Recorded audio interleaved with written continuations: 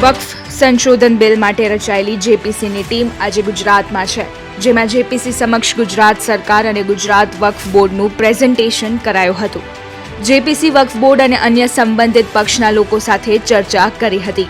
ત્યારે અમદાવાદમાં જેપીસીની બેઠકમાં ઉગ્ર બોલાચાલી થયા હોવાનું સામે આવ્યું છે. અસદુદ્દીન ઓવૈસી અને હર્ષ સંઘવી વચ્ચે જોરદાર બોલાચાલી થઈ હોવાનું નજરે પડી રહ્યું છે. હર્ષ સંઘવી અને અસદુદ્દીન ઓવૈસી સામે આવ્યા હતા. જેપીસીની બેઠકમાં વક્ફ બિલ પર ચર્ચા દરમિયાન બોલાચાલી થઈ હતી. આ બેઠકમાં બાર કાઉન્સિલ, વકીલ એસોસિએશન અને મુતાવલી એસોસિએશને પોતાનો પક્ષ રજૂ કર્યો હતો.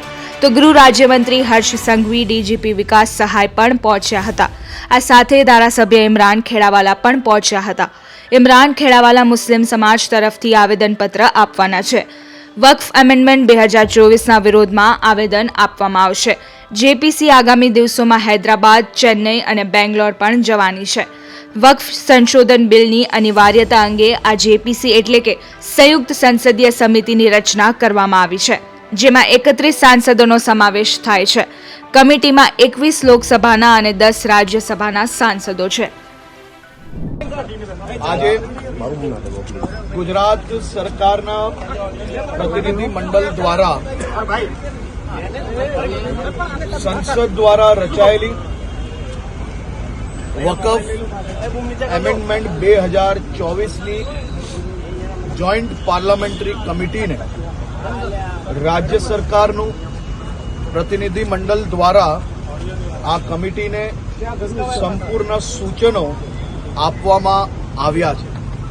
જેપીસીના નિયમ પ્રમાણે સૂચનોના વિગતો આપણે શેર નથી કરી શકતા, પરંતુ પ્રત્યેક નાગરિકોના હિતમાં એમેન્ડમેન્ટના રાજ્ય સરકારના તમામ સૂચનો આજે આ જેપીસી કમિટીને રાજ્ય સરકાર દ્વારા આપવામાં આવ્યા છે.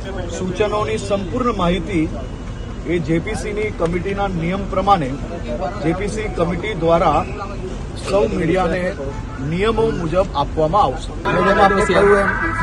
જેપીસીની વાતો બહાર ના થઈ શકે, પરંતુ મારા રાજ્યના પ્રત્યેક નાગરિકોના હિતમાં જે વિષયો હતા એ મૂકવાની જવાબદારી મારી જે હતી એ મેં અદા કરી છે. રાજ્ય સરકાર દ્વારા આ સંપૂર્ણ બધા જ નાગરિકોના હિતના બધા જ મુદ્દાઓ આજે રજૂ કરવામાં આવ્યા છે.